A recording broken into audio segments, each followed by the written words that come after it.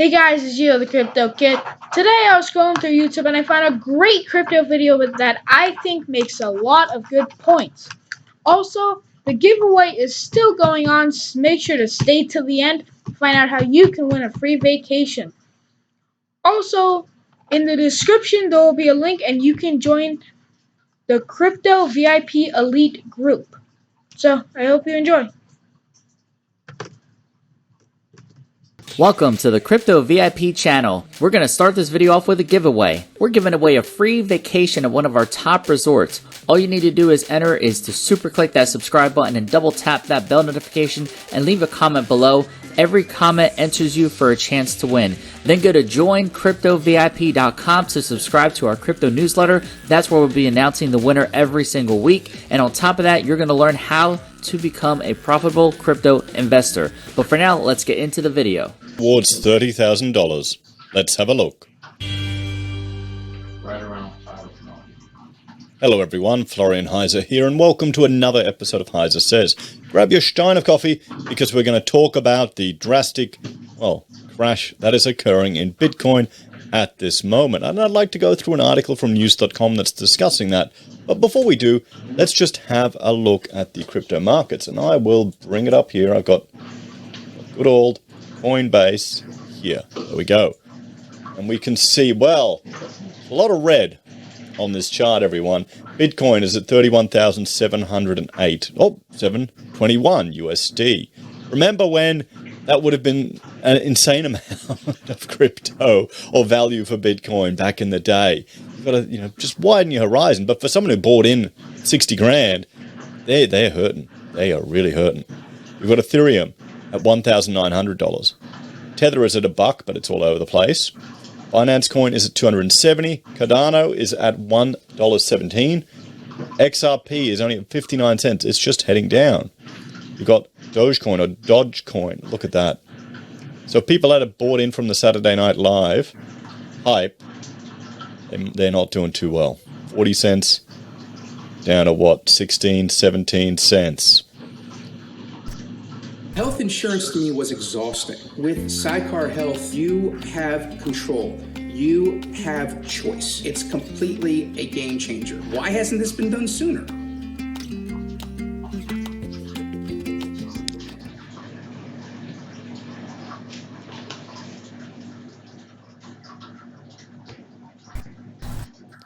Papa Musk isn't really helping everyone out, is he? Polkadot is down to $15. And there'll be another. I need to get rid of these bloody. Well, what's concerning all of these Tether coins, they're a bit worrying. So let's have a look at Bitcoin. Down. Well, look at that. Look at that range: 35,000 to 31,000 in 24 hours. We'll do 1 year low high just for fun. We look at 1 year the range. We're sitting about the middle, so it's from 8,900 to 64,000. Everyone, Bitcoin is all over the place in the last year and the last month. She's not looking too good. Not looking too good at all. So if you had been buying in on the last year, so how are we looking at? If you bought at the beginning of the year, January, you'd be still up from $9,000. Oh no, sorry, that's we'll say from January. Last 6 months, pretty much. So the beginning of this year, if you had bought in at 37,000, you would have gone down, up, and now you're sitting down, everyone. So let's have a look at this article about Bitcoin crashing towards 30,000. Because, 30,000 is a nice round number. There'll be some support there, and we'll have to see if it breaks through that level. Well, how low will it go? That's anyone's guess, isn't it? So, crypto massacre. Savage move from China cripples Bitcoin and Dogecoin. Almost all cryptocurrencies have been absolutely brutalized, and investors are in a world of pain after a savage move from China. Well, here's the thing, you're not really diversifying if you're going into a multitude of different cryptocurrencies. We'll have a look at the charts again, and you can just see the correlation between all of the different cryptos.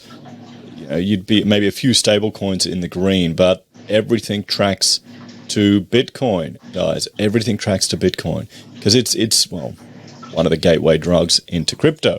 So can you really diversify moving out of Bitcoin into an S coin or to another, or to even to Ethereum. Not really. You got to have your investments across a multitude of assets. And then the question is, people jumping into some of these meme coins. I would honestly say most of the people jumping into it. I had randoms I met from networking that I hadn't spoken to in years. Get back in touch with me. And that's not that unusual. You want to maintain business relationships, and then trying to shill me on a crypto coin. So, that just shows you how the hype train is working. How FOMO is real. So China is not messing around when it comes to clamping down on cryptocurrencies, and investors around the world are starting to feel the pinch. Bitcoin and other major currencies crashed hard this weekend, and the market is still taking a hammering this morning. As of around 6:30 a.m. this morning, Bitcoin is down 9.39%, Ethereum is down 13.44%, XRP is down 11.47%. However, one of the biggest losers is the meme currency Dogecoin, which is down a whopping 28.45% in the last 24 hours. I mean, look at the volatility in this, guys. I am a fan of some of the potential benefits of cryptocurrencies, but the volatility means it's useless as a business tool.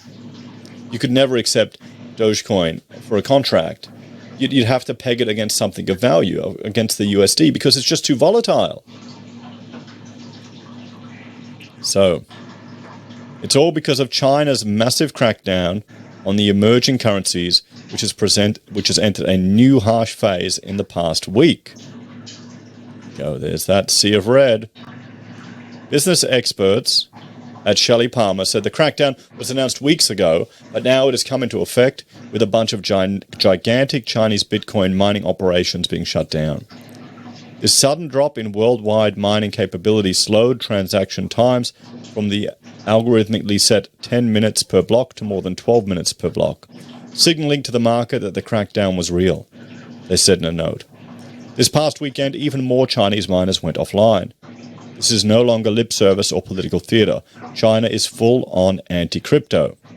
Yesterday, the superpower moved in to shut down major mines, computer hubs where the coins are created, in the key southwestern province. You know what the future is. You know what the future is going to be. It's not going to be a crypto. If you have any of it, it's going to be, maybe it'll be pushed to the fringe. It's going to be central bank digital currencies with complete control of the government authority. Hey, and guys, you know what'll happen? If you forget to check in with your Queensland QR app, your central bank RBA token won't work in that shop. Hey, that's one way for compliance. It'll work. Cheaper than police. Chinese mines power nearly 80% of the global trade in cryptocurrencies, despite a domestic trading ban since 2017. But in recent months, several provinces have ordered mines to close as Beijing turns a sharp eye to the industry. Authorities in the province of Sichuan ordered the closure of 26 mines last week, according to a notice widely circulated on Chinese social media and confirmed by former Bitcoin miner. Overnight, Beijing went hard again. According to the Global Times, China's central bank held talks with a number of Chinese banks and payment institutions about cryptocurrency trading speculation, asking them to screen the capital accounts of cryptocurrency exchanges and over-the-counter dealers and cut relevant payment links. In a statement, the People's Bank of China reiterated that no banks or banking institutions are allowed to provide products or services like registration, transactions, or accounts for individuals who engage in cryptocurrency trading. Wow. This has all been a nightmare for investors around the world.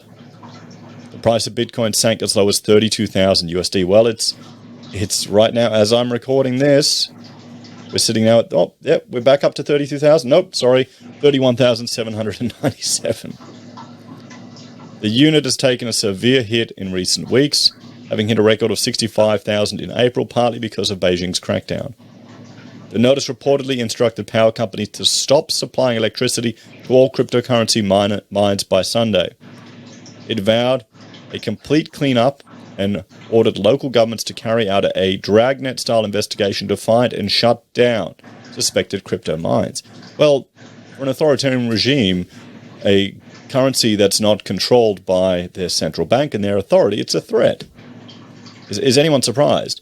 They're already rolling out their own central bank digital currency in China. They're more advanced than anyone else in the world.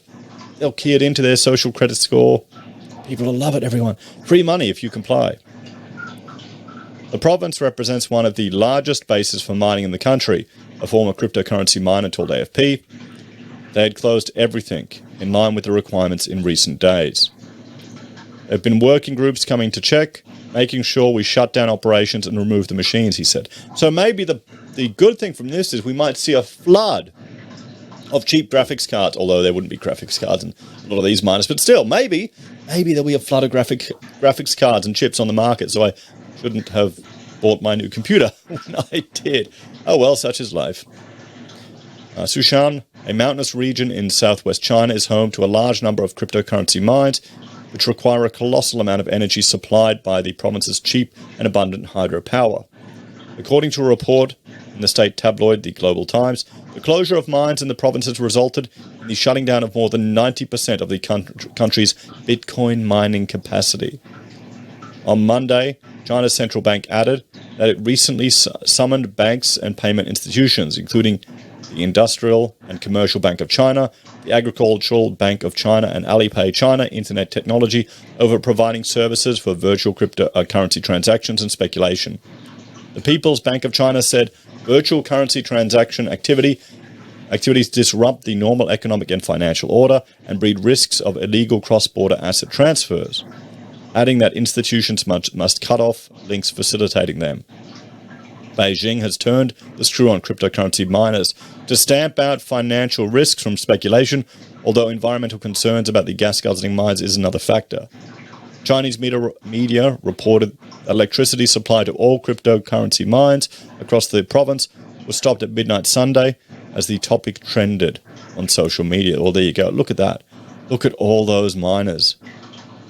Look at that, everyone. How can you compete with that? My little rig I got set up right now mining my Ethereum. The pressure is higher, the intensity greater, and the prize that much closer. There's nothing like playoff hockey. The Stanley Cup semifinals are streaming live on Peacock.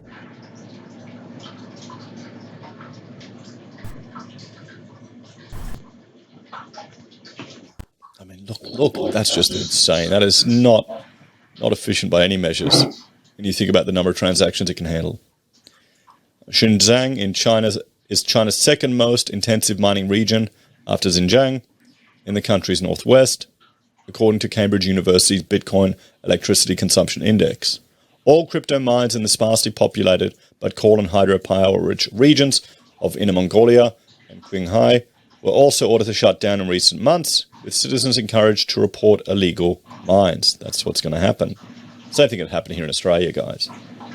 Last month, the value of Bitcoin dived after 3 Chinese financial industry bodies reasserted a ban on financial institutions from offering cryptocurrency services, warning against risky speculation by traders. China is in the midst of a wide-ranging regulatory crackdown on its fintech sector, whose biggest players, including Alibaba and Tencent, have been hit with big fines after being found guilty of monopolistic practices. So, there you go, everyone. China cracking down on Bitcoin, and as I'm recording, let's have a look at the price of Bitcoin right now. We're sitting at 31,977. So it still hasn't broken that 30,000 mark, but there we go. What do you think? Do you think there's a future with crypto, everyone? Do you think people are going to continue to invest in it?